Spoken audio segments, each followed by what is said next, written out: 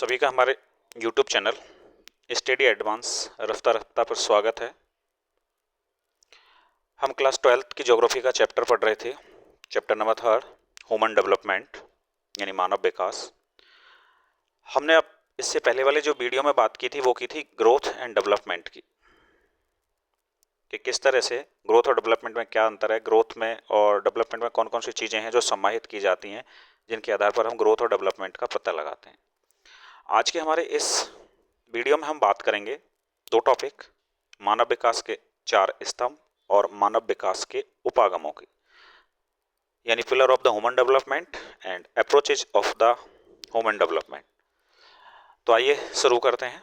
सबसे पहले हम आज बात करते हैं मानव विकास के 4 स्तंभों की, यानी pillar of the human development. तो मानव विकास के जो स्तंभ हैं वो मुख्य रूप से 4 हैं। जैसे कि कोई भी इमारत खम्भों के द्वारा समर्थित होती है, अर्थात किसी भी इमारत को जब हम खड़ा करते हैं तो वहां पर हम पिलर्स का निर्माण करते हैं, उसी के ऊपर हम उस बिल्डिंग को खड़ा करते हैं। ठीक उसी प्रकार मानव विकास की जो अवधारणा है वो भी कुछ चीजें हैं जिनके द्वारा समर्थित होती है। देखो, बात करें कि जिस प्रकार कोई इमारत खम्भों के द्वारा समर्थित होती है, यानी जिस तरह से कोई बिल्डिंग खम्भों पर बनाई जाती है, ठीक उसी प्रकार मानव का विकास भी निम्नलिखित अवधारणाओं के द्वारा समर्थित होता है। वो कौन कौन सी अवधारणाएं? नंबर 1 है समता, दूसरा है सततता, तीसरा है उत्पादकता और चौथा है सशक्तिकरण। चौथा कौन सा है? सशक्तिकरण, यानी कि इक्विटी। समता यानी कि इक्विटी, सततता है, उत्पादकता प्रोडक्टिविटी है, और ये सशक्तिकरण है। तो ये 4 मेन पिलर हैं ह्यूमन डेवलपमेंट के। अब 1 बाय 1 इनकी हम बात करते हैं, एक एक की।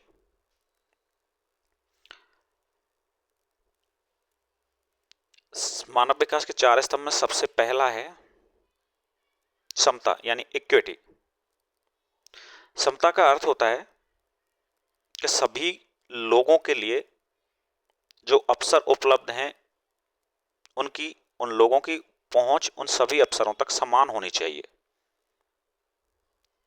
देखो, समानता, समता या इक्विटी, समता का अर्थ है या तात्पर्य है कि सभी के लिए जो उपलब्ध अवसरों तक समान पहुंच होनी चाहिए, अर्थात जो भी उपलब्ध हैं वहां तक सभी लोगों की पहुंच समान होनी चाहिए, सभी की पहुंच में होने चाहिए, वो सभी के अप्रोच में होने चाहिए। लोगों को उपलब्ध अवसर, जो लोगों को जो भी अपॉर्चुनिटी मिल रही हैं, वो उनके लिंग, नस्ल, आय और भारतीय मामले में जाति के बावजूद समान होनी चाहिए। अर्थात कौन कौन सी चीज़ों में इक्विटी होनी चाहिए? देखो, लिंग के रूप में भी इक्विटी होनी चाहिए, चाहे वो मेल है, फीमेल है, ट्रांसजेंडर, सभी के लिए समान अवसर होने चाहिए। नस्ल के रूप में होने चाहिए, इनकम के रूप में भी इक्विटी होनी चाहिए, चाहे वो एक करोड़पति आदमी है, चाहे एक बहुत गरीब आदमी है जिसको रोज का खाना नहीं मिल पाता है, लेकिन जो भी अवसर हैं उन तक उसकी पहुंच समान होनी चाहिए। और भारतीय मामले में जातिवाद बहुत ज़्यादा है भारत में, तो हर जाति को लिए भी ये अप्रोच समान होने चाहिए जो भी उसको अवसर मिले हुए हैं वो। लेकिन फिर भी ऐसा नहीं होता है, लगभग हर समाज में ऐसा होता है। कैसे? अर्थात सभी की जो ऐसा नहीं होता, अर्थात सभी लोगों की जो पहुंच है वो एक समान नहीं है, और ये हर समाज में देखने को मिलता है। अर्थात हर समाज में कुछ लोग बहुत ज़्यादा अमीर हैं, कुछ बहुत ज़्यादा पढ़े लिखे हैं, कुछ ऐसे हैं जो बिल्कुल अनएजुकेटेड हैं, बिल्कुल ही पढ़े लिखे नहीं है, या वो बहुत ज़्यादा गरीब हैं। अर्थात इक्विटी नहीं है, जबकि इक्विटी होनी ही चाहिए। देखो, यहाँ पर 2 शब्द दिए हैं, एक इक्वलिटी और एक इक्विटी। दोनों को समझें। इक्वलिटी, देखो अवसर तो समान है सभी के लिए, लेकिन किसके कारण? लिंग के कारण, नस्ल के कारण, आय के कारण, या भारतीय मामलों में अगर बात करें तो जाति के कारण। देखो, डायग्राम को बड़े ध्यान से देखो, यहाँ पर इक्वलिटी को बहुत अच्छे से समझा गया है। देखो, अवसर समान है सभी के लिए, लेकिन उन तक उनकी पहुंच है या नहीं। देखिए, एक ये व्यक्ति है जो ये मैच देख ही नहीं पा रहा है, एक ये व्यक्ति है जो मैच तो देख रहा है लेकिन अपनी क्षमता के अनुसार नहीं देख पा रहा है, अर्थात उसको इतनी ठीक ढंग से दिखाई नहीं दे रहा है, और एक ये व्यक्ति है जिसको बहुत अच्छे से सारी चीजें दिखाई दे रही हैं। तो ये तो है इक्वलिटी, अर्थात समानता सभी के लिए है, लेकिन उस तक उसकी पहुंच नहीं है। देखो ये हो गई इक्वलिटी है, समानता सभी के लिए है, लेकिन जो अवसर सभी के लिए, अच्छा ये अवसर हैं, ये अपॉर्चुनिटी हैं जो सभी के लिए उपलब्ध हैं, लेकिन इन तक इनकी पहुंच सभी की नहीं है। देखिए ठीक ऐसा ही भारत में भी देखने को मिल रहा है। ये तो हो गई इक्वलिटी। बात करें इक्विटी की, देखो सभी के लिए समान अवसर और सभी तक इनकी पहुंच बराबर, अर्थात सभी तीनों के तीनों व्यक्ति बहुत अच्छे से मैच देख पा रहे हैं, जबकि इक्वलिटी में ऐसा नहीं हो रहा है। तो ये होती है इक्वलिटी और इक्विटी, अर्थात जो भी अवसर उपलब्ध हैं उन सभी तक सभी व्यक्तियों की पहुंच, अप्रोच एक समान होनी चाहिए, या उनको ऐसे अवसर हैं उनके पास तो उनको उपलब्ध कराने के लिए हमें ऐसा कुछ करना चाहिए कि सभी को समान अवसर उपलब्ध हो, उन तक उनकी पहुंच हो। यही है इक्विटी या समता, जो मानव विकास का पहला स्तंभ है। देखो यहां पर समता को एक एग्जाम्पल के द्वारा समझाया गया है कि उदाहरण के लिए किसी भी देश में यह देखना दिलचस्प है कि स्कूल छोड़ने वालों में सबसे ज्यादा लोग किस समूह के हैं, अर्थात कौन सा ऐसा वर्ग है, कौन सा ऐसा समूह जिसमें सबसे ज्यादा लोग स्कूल छोड़ते हैं। इसके बाद भी इस तरह के व्यवहार के कारणों का हमें समझना चाहिए कि वो लोग क्यों स्कूल को छोड़ रहे हैं। भारत में बड़ी संख्या में महिलाएं हैं और सामाजिक और आर्थिक रूप से पिछड़े समूह के लोग स्कूल छोड़ देते हैं। इस बात से पता चलता है कि ज्ञान तक पहुंच न होने के कारण इन समूहों की पसंद कैसे सीमित होती चली जा रही है। अर्थात इन्होंने एक एग्जाम्पल से समझाया है कि हमें यह देखना चाहिए कि ऐसा कौन से समूह है जो स्कूल ड्रॉप आउट सबसे ज्यादा जो बच्चे करते हैं, और उनके उन कारणों का पता भी लगाना चाहिए हमें कि वो क्यों छोड़ रहे हैं स्कूल।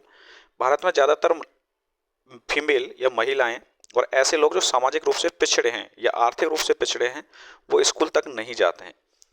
जब उन तक एजुकेशन या शिक्षा ही नहीं पहुंच पाती है तो उनकी जो पहुंच होती है उन अवसरों तक वो लिमिटेड हो जाती है, सीमित हो जाती है, क्योंकि अगर उनको पता ही नहीं होता है कि हमें इतनी सारी अपॉर्चुनिटी दी गई हैं। क्लियर, ये थी हमारी समता, एग्जाम्पल से तो समझाया भी है अच्छे से। आगे चलें, मानव विकास के जो 4 स्तंभ थे उनमें पहला हमने देखा है समता, इक्विटी को। दूसरा है हमारा मानव विकास का जो स्तंभ है या डेवलपमेंट ऑफ ह्यूमन पिलर है, वो सेकंड नंबर है निर्वहन। कौन सा है? निर्वहन, जिसको हम सस्टेनेबिलिटी के नाम से भी जानते हैं। दूसरा है निर्वहन या सस्टेनेबिलिटी। सस्टेनेबिलिटी का मतलब होता है स्थिरता।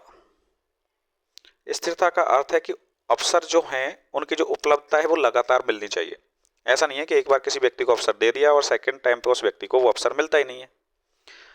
तो सस्टेनेबिलिटी होनी चाहिए, उसमें स्थिरता होनी चाहिए। स्थिरता का मतलब है जो भी अवसर है उनमें की जो उपलब्धता है उसमें कंटिन्यूटी होनी चाहिए, निरंतरता होनी चाहिए। सतत मानव विकास के लिए प्रत्येक पीढ़ी को समान अवसर मिलने चाहिए। अगर हमें ह्यूमन डेवलपमेंट को कंटिन्यू करना है, सस्टेनेबिलिटी करना है, लगातार बनाए रखना है, सतत रखना है, तो सारी पीढ़ियों के लिए वो अवसर मिलने चाहिए।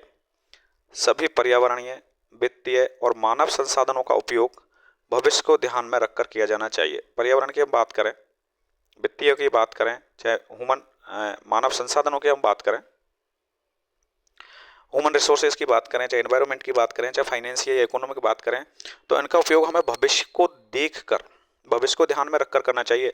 ऐसा नहीं हो कि इस पीढ़ी में ही हम सारे पर्यावरण को ऐसा प्रदूषित कर दें कि आने वाली पीढ़ियों का जीवन संभव ही नहीं हो, या जितने भी ह्यूमन रिसोर्सेज हैं उन सभी को हम अभी खत्म कर देंगे तो आने वाली पीढ़ियों के लिए वो उपलब्ध नहीं हो पाएंगे, तो उनका जीवन खतरे में पड़ जाएगा।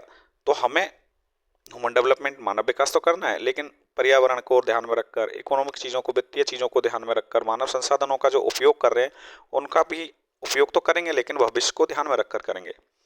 इनमें से किसी भी संसाधन के दुरुपयोग से भावी पीढ़ियों के लिए अवसर कम हो जाएंगे। यदि हमने इसमें से कोई भी संसाधन है उसको कम कर दिया, खत्म कर दिया, तो हमारी जो आने वाली पीढ़ियां हैं उनके लिए जो अवसर मिलने चाहिए, जो अपॉर्चुनिटी मिलेंगी, वो बहुत कम हो जाएंगी, ना के बराबर हो जाएंगी।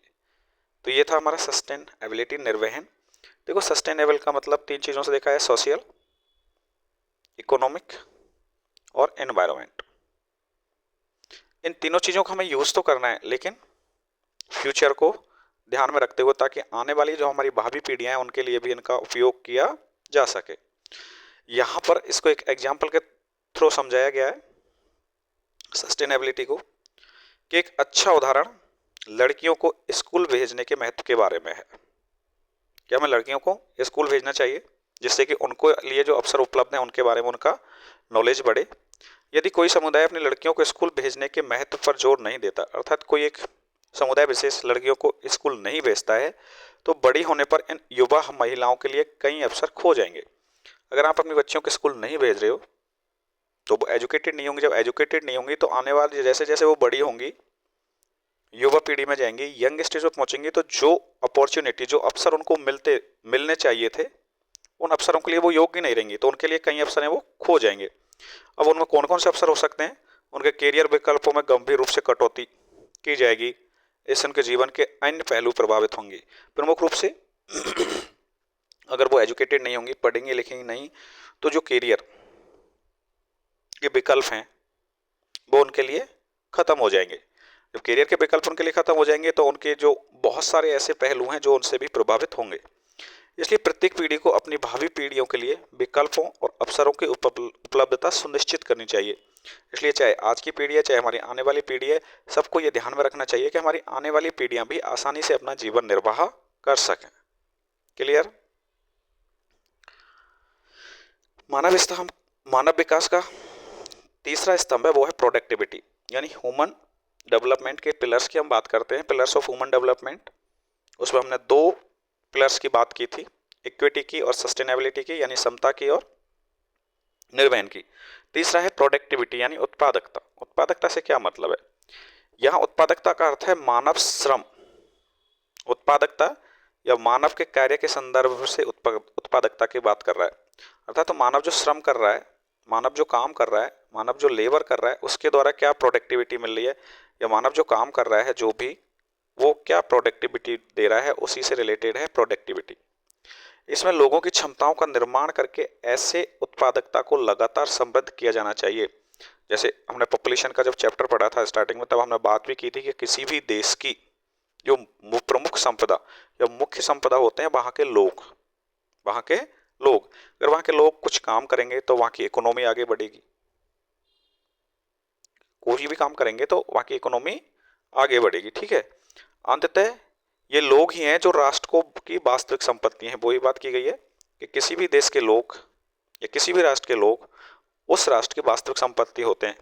इसलिए हमें जो राष्ट्र के जो लोग हैं, हमारी जो जनसंख्या है, हमारी किसी भी राष्ट्र में रहने वाले लोग हैं, उनके हमें ज्ञान को बढ़ाना होगा, उनको बेहतर स्वास्थ्य देना होगा, बेहतर स्वास्थ्य की सुविधाएं देनी होंगी, और इन सुविधाओं को देने के लिए हमें लगातार प्रयास करने होंगे। बहुत अच्छे अंततः बेहतर कार्य कुशलता प्राप्त हो भी जाएगी। इसलिए उनके ज्ञान को बढ़ाने या बेहतर स्वास्थ्य सुविधाएं प्रदान करने के प्रयासों से अंततः बेहतर कार्य कुशलता प्राप्त होगी। यदि हम इन चीज़ों का ध्यान रखेंगे तो जो प्रोडक्टिविटी है वो अपने आप बढ़ेगी, क्योंकि किसी भी राष्ट्र की जो वास्तविक पूंजी होती है वो वहाँ के लोग होते हैं। अब वहाँ के लोगों का हमें नॉलेज को बढ़ाना है, ज्ञान को बढ़ाना है, उसके अंदर स्किल डेवलप करनी है, उनको एक बेहतर या बहुत बढ़िया ढंग से क्या देनी है, मेडिकल फैसिलिटीज प्रोवाइड करवानी है। अगर ये दोनों चीज़ें मिलेंगी, और भी सैनिटाइजेशन की चीज़ें भी उन्हें उपलब्ध करानी है जो गवर्नमेंट के काम होते हैं, अगर हम ये सारी चीज़ें उनको उपलब्ध कराएंगे तो प्रोडक्टिविटी भी अच्छी होगी। Clear? Pillars of human development का जो चौथा पिलर है वो है एम्पावरमेंट, यानी सशक्तिकरण। एम्पावरमेंट यानी सशक्तिकरण। सशक्तिकरण का अर्थ होता है चुनाव करने की शक्ति प्रदान करना। सशक्तिकरण का क्या मतलब है कि किसी को चुनने की शक्ति प्रदान करना। देखो, हमें वोट का अधिकार मिला है, हम अपनी गवर्नमेंट चुनते हैं, हम अपने नेता चुनते हैं, हम अपने जनप्रतिनिधि चुनते हैं। देखो, इस चित्र में ये महिलाएं सिलाई का काम करके अपने पैरों पर खड़ी हो रही हैं। इन चीज़ों को हम एम्पावरमेंट कहते हैं, सशक्तिकरण कहते हैं। अर्थात ऐसी शक्ति बढ़ती है जो स्वतंत्रता और क्षमता से आती है। इस तरह की जो शक्ति बढ़ती है वो किससे आएगी? उनको फ्रीडम देने से, उनके अंदर स्किल डेवलप करने से।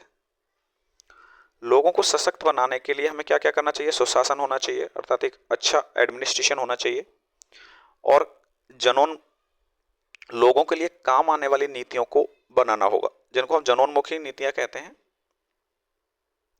सामाजिक और आर्थिक रूप से वंचित समूहों को सशक्तिकरण पर विशेष ध्यान देना चाहिए। अर्थात कुछ ऐसे लोग जो सामाजिक रूप से या आर्थिक रूप से पिछड़े हुए हैं, वंचित हैं, उन पर हमें विशेष ध्यान रखना है, उनके सशक्तिकरण पर हमें विशेष ध्यान रखना चाहिए। क्लियर? तो ये हमने जो बात की थी पिलर्स ऑफ ह्यूमन डेवलपमेंट की बात की थी, यानी मानव विकास के स्तंभों की बात की थी। तो मानव विकास के 4 स्तंभ थे। पहला था समता या इक्विटी, दूसरा था निर्वहन सस्टेनेबिलिटी, तीसरा था हमारा प्रोडक्टिविटी यानी उत्पादकता, और चौथा था एम्पावरमेंट यानी सशक्तिकरण। तो ये 4 मानव विकास के प्रमुख स्तंभ हैं। क्लियर?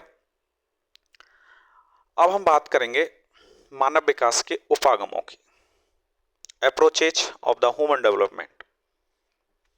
मानव विकास के उपागम। मानव विकास की समस्या को देखने के कई सारे तरीके हो सकते हैं कि किस किस तरह से देख सकते हैं। उनमें से कुछ प्रमुख तरीके या अप्रोच जिनके बारे में हम बात करेंगे वो हैं, कुछ महत्वपूर्ण उपागम है। नंबर 1 इनकम अप्रोच यानी कि आय के उपागम, दूसरा है वेलफेयर अप्रोच यानी कल्याणकारी उपागम, तीसरा है बेसिक नीड अप्रोच न्यूनतम आवश्यकता के उपागम, और चौथा है कैपेबिलिटी अप्रोच यानी क्षमताएं उपागम। देखो यहाँ पर एक डायग्राम दिखाया गया है, ये ह्यूमन है, इसके बहुत सारी अप्रोचेज हैं किसके लिए, ह्यूमन डेवलपमेंट के लिए। उनमें से कुछ की हम बात कर रहे हैं, जिसमें पहला हमने लिया है आय उपागम यानी इनकम अप्रोच, दूसरा कल्याणकारी उपागम यानी वेलफेयर अप्रोच, तीसरा न्यूनतम आवश्यकता उपागम यानी बेसिक नीड अप्रोच, और चौथा है क्षमता उपागम यानी कि capability approach. One by one हम एक एक अप्रोच की बात करेंगे। सबसे पहले हम बात करेंगे आय उपागम की यानी इनकम अप्रोच। इनकम अप्रोच यानी आय उपागम, यह मानव विकास के सबसे पुराने उपागमों में से एक है। अर्थात हम ये मानते हैं कि किसी भी देश की अगर अर्थव्यवस्था बढ़ रही है तो वहां पर मानव का विकास हो रहा है। जबकि ये बात गलत सिद्ध की थी 2 अर्थशास्त्रियों ने, प्रोफेसर अमर्त्य सेन और डॉक्टर महबूब उल हक। उन्होंने बताया कि यदि किसी भी देश की इकोनॉमिक ग्रोथ हो रही है तो यह जरूरी नहीं है कि वहां पर ह्यूमन डेवलपमेंट हो रहा हो। इसके बारे में हम आगे बात करेंगे। और कुछ ऐसे देश हैं जिनकी इकोनॉमी बहुत कम है लेकिन वहां पर ह्यूमन डेवलपमेंट बहुत ज्यादा है, और कुछ ऐसे देश हैं जिनकी इकोनॉमी तो बहुत ज्यादा हाई है लेकिन वहां पर मानव का विकास है वो बहुत कम हो रहा है। तो मानव विकास को आय से जोड़कर देखा जाता है किसके अंदर, इनकम अप्रोच के अंदर। इनकम की जो अप्रोच है इसके अंदर मानव विकास को आय से जोड़कर देखा जाता है। यहां पर विचार यह है कि आय का स्तर एक व्यक्ति द्वारा प्राप्त स्वतंत्रता के स्तर को दिखाता है। आय का स्तर जितना ऊंचा होगा मानव विकास का स्तर भी उतना ही ऊंचा होगा, ऐसा मानना है इनकम अप्रोच का। अर्थात किसी व्यक्ति की इनकम जितनी ज्यादा होगी उसका मानव जो विकास है वो उतना ही हाई होगा। यहाँ पर ये समझाया गया है कि किसी भी देश की इकोनॉमी किस तरह से बढ़ रही है तो वहां पर लोगों का जो डेवलपमेंट है वो हो रहा है। देखो एक हद तक तो ये बात ठीक है लेकिन हर जगह चीज लागू नहीं होती है। ये थी हमारी इनकम अप्रोच। इनकम अप्रोच में हम प्रमुख रूप से क्या देखते हैं, इनकम को देखते हैं। दूसरा हमारी जो अप्रोच है वो है वेलफेयर अप्रोच यानी कल्याण उपागम यानी वेलफेयर अप्रोचेज। यह उपागम मनुष्य को सभी विकास गतिविधियों के लाभार्थियों या लक्ष्य के रूप में देखा जाता है। ये उपागम मनुष्य को सभी विकास गतिविधियों और लाभार्थियों के या लक्ष्य के रूप में देखा जाता है। यह उपागम शिक्षा, स्वास्थ्य, सामाजिक माध्यमिकी सुविधाएं या उच्च सरकारी व्यय का तर्क देता है। लोग विकास में भागीदार नहीं बल्कि केवल निष्क्रिय प्राप्त करता है। सरकार कल्याण पर अधिकतम व्यय करके मानव विकास के स्तर को बढ़ाने के लिए जिम्मेदार है। यहाँ पर हम क्या करेंगे कि हमारी जो गवर्नमेंट है वो बहुत सारी ऐसी स्कीमें लाती हैं जो वेलफेयर से रिलेटेड होती हैं। जो वेलफेयर से रिलेटेड होती हैं वो उन लोगों के लिए होती हैं जिनकी अप्रोच या जिनकी इकोनॉमी अच्छी नहीं होती है। उन सभी के लिए हमें क्या करना पड़ता है, वेलफेयर अप्रोचेज को अपनाना ही पड़ता है। तो गवर्नमेंट इस तरह की अप्रोचेज बार बार करती है, लाती रहती है, और गवर्नमेंट का एक काम भी है। जैसे यहाँ पर देखिए ये टीकाकरण का काम किया जा रहा है, सभी बच्चों के लिए टीका लगे। गवर्नमेंट एक इंद्रधनुष के नाम से एक प्रोग्राम लाई थी जिसमें सभी बच्चों को टीकाकरण अनिवार्य है।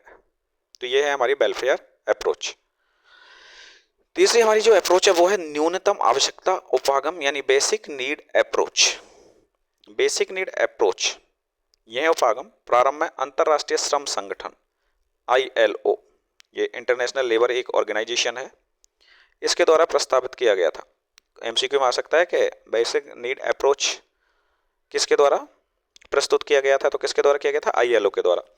इसमें 6 जरूरी चीजों को बात की गई थी कि ये चीजें सभी के लिए होना जरूरी है, ये सभी पर इसका ध्यान जाना चाहिए। पहला है स्वास्थ्य, दूसरा शिक्षा, तीसरा भोजन, चौथा जलापूर्ति, पांचवा स्वच्छता और छठा है आवास। ये 6 चीजें हैं जो सभी लोगों के लिए होना कंपलसरी है, ऐसा मानना था आईएलओ का।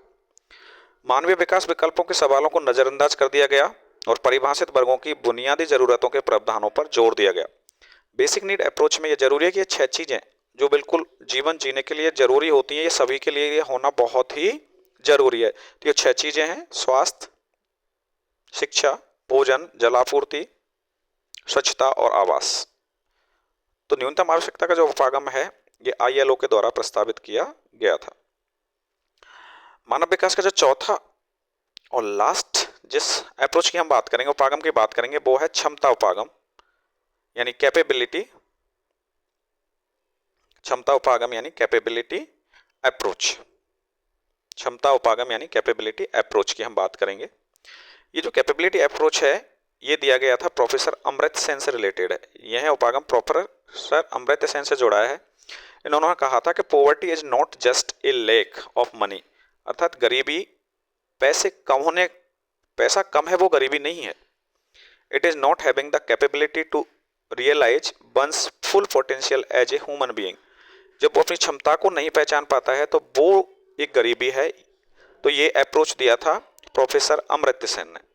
इन्होंने कहा था कि स्वास्थ्य, शिक्षा, संसाधनों तक पहुंच के क्षेत्र में मानव क्षमताओं का निर्माण मानव विकास को बढ़ाने की एक कुंजी है। यदि हम लोगों की स्वास्थ्य, शिक्षा और संसाधनों का पहुंच बढ़ा देंगे तो अपने आप ह्यूमन डेवलपमेंट हो जाएगा, अपने आप ह्यूमन डेवलपमेंट हो जाएगा। ये जो अप्रोच दी गई थी, ये जो उपागम दिया गया था, ये प्रोफेसर अमर्त्य सेन से जुड़ा हुआ है, इन्होंने दिया था। इन्होंने बताया था कि poverty is not just A lake of money, अर्थात पैसे का कम होना, किसी के पास पैसे नहीं होना गरीबी नहीं है। It is not having the capability, यदि उसके अंदर कोई क्षमता नहीं है तो वो क्या करेगा, अपनी पोटेंशियल जो रखता है या realise one's full potential as a human being. एक आदमी के अंदर या ह्यूमन बीइंग के अंदर जो पोटेंशियल है, अगर वो उसको नहीं पहचान पाता, उससे काम नहीं करता, तो वो एक गरीबी है। अब यदि हम लोगों को अच्छी स्वास्थ्य सुविधाएं देंगे, अच्छी शिक्षा देंगे, उनकी संसाधनों की पहुंच अच्छी बनाएंगे तो मानव क्षमताओं का उनसे निर्माण हो जाएगा। जब मानव क्षमताओं का ही निर्माण हो गया, कैपेबिलिटी हो गई, कैपेबिलिटी अप्रोच आ गई मानव के अंदर, तो उनका विकास तो अपने आप हो जाएगा। तो ये कहना था प्रोफेसर अमर्त्य सेन का और उन्होंने ही इस क्षमता उपागम को दिया था। तो इस वीडियो में हमने बात की थी अप्रोचेज ऑफ ह्यूमन डेवलपमेंट, जिसमें हमने 4 अप्रोचों की बात की है। नंबर 1 इनकम अप्रोच यानी आय उपागम, सेकंड वेलफेयर अप्रोच यानी कल्याण उपागम, तीसरा आधारभूत आवश्यकता उपागम यानी बेसिक नीड अप्रोच, और चौथा है कैपेबिलिटी अप्रोच यानी कि क्षमता उपागम। और इसके साथ साथ हमने बात की थी पिलर्स ऑफ ह्यूमन डेवलपमेंट, वो भी 4 हैं। पिलर्स ऑफ ह्यूमन डेवलपमेंट की बात की थी, वो भी 4 थे। इक्विटी यानी समता, सतत पोषणीयता यानी सस्टेनेबिलिटी, उत्पादकता यानी प्रोडक्टिविटी, और सशक्तिकरण यानी एम्पावरमेंट। तो ये इस पार्ट का ह्यूमन डेवलपमेंट का हमारा सेकंड वीडियो था। इसका एक वीडियो और कल मैं अपलोड कर दूंगा, जिसमें हम बात करेंगे एचडीआई से रिलेटेड, एचडीआर से रिलेटेड, यानी अंतर्राष्ट्रीय तुलनाएं की जाएंगी, देशों की अंतर्राष्ट्रीय तुलना, human development report, human development index, इनके बारे में हम बात करेंगे। Thank you very much. आज के लिए बस इतना ही। अगर आप हमारे चैनल पर नए हैं तो प्लीज़ हमारे चैनल को सब्सक्राइब कीजिए, शेयर कीजिए और लाइक कीजिए। हमारे चैनल का नाम है स्टडी एडवांस रफ्ता रफ्ता। धन्यवाद।